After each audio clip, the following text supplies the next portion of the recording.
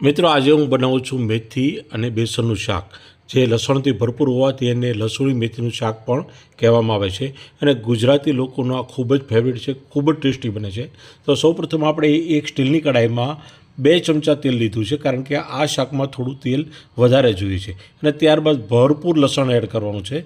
જો લીલું લસણ એડ હોય તો લીલું લસણ પણ કરી શકાય, પણ હું અત્યારે સૂકું લસણ એડ કરું છું અને ત્યારબાદ 1 ચમચી હિંગ એડ કરી છે અને ત્યારબાદ આપણે એડ કરી દેવાની છે મેથી।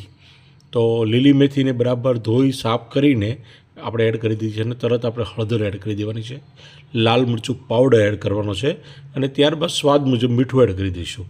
આ બધી મસાલા એડ કર્યા પછી થોડું ધાણા જીરું પણ એડ કરી દેવાનું છે અને ત્યારબાદ ગળપણ માટે અડધી ચમચી ખાંડ એડ કરવાની છે, થોડું પાણી એડ કરી દઈએ જેથી મસાલા બળી ન જાય અને હવે ત્યારબાદ એને બરાબર હલાવી લેવાનું છે, સારી રીતે મિક્સ કરી દેવાનું છે। ગેસની ફ્લેમ હવે થોડી લો કરી દઈશું અને આ રીતે થોડી મેથી ચડી જાય ત્યાં સુધી આપણે હલાવી લેવાનું છે અને ત્યારબાદ આપણે અંદર હવે બેસન એડ કરવાનું છે। તો થોડીવાર આપણે ધીમા તાપે આ મેથીને થવા દઈશું, થોડું પાણી પણ વધારે એડ કરી દીધું છે અને ખૂબ જ સરસ સુગંધ આવી રહી છે મિત્રો। હવે આપણે એક કટોરીમાં બેસન લઈશું, 4 થી 5 ચમચી જેટલો, અને અંદર એડ કરીશું થોડું પાણી અને આ રીતે એક પલ્પ બનાવી લેવાનો છે અને જેથી ગાંઠા ન પડી જાય અને આપણે આ પલ્પને અંદર શાકમાં એડ કરી દેવાનો છે। તો આ રીતે એડ કરી દઈએ અને હવે થોડી કોથમીર એડ કરી દઈએ અને હવે એને ધીમા તાપે કૂક થવા દેવાનું છે, હલાવતા રહેવાનું છે અને ત્યાં સુધી હલાવશું કે આ તેલ છૂટું ન પડે। તેલ છૂટું પડી જશે એટલે આપણું આ બેસન પણ બરાબર ચડી જાય છે। તો આ રીતે આપણું લસુણી મેથીનું શાક બનીને તૈયાર થઈ જાય છે।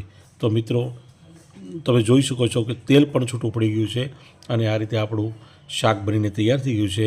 આ શાકને રોટલા, રોટલી, ભાખરી, પૂરી અને પરોઠા સાથે ખાવાની ખૂબ જ મજા આવે છે। તમે જરૂરથી ટ્રાય કરજો અને તમને જો મારો વિડીયો ગમે તો વિડીયોને લાઇક કરજો, વધારે ગમે તો સબસ્ક્રાઈબ કરજો અને આથી પણ વધારે ગમે તો તમારા તમામ મિત્રોને આપણો આ વિડીયો શેર કરજો। હવે આપણે એની સાથે બાજરાના રોટલા સાથે સર્વ કરીશું। તો બાજરાનો રોટલો અને ઉપર દેશી ઘી એડ કર્યું છે, દેશી ઘી સાથે રોટલો ખાવાની ખૂબ મજા આવે છે અને આ રીતે આપણી ડીશ તૈયાર છે।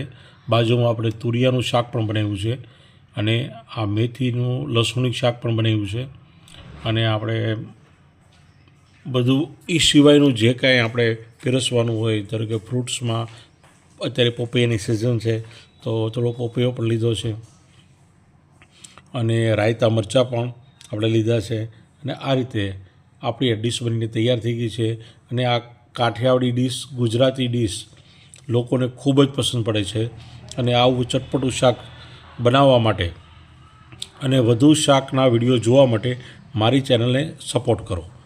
મળતા રહીશું નવા નવા વિડીયો સાથે। જય હિન્દ, જય જય ગરવી ગુજરાત।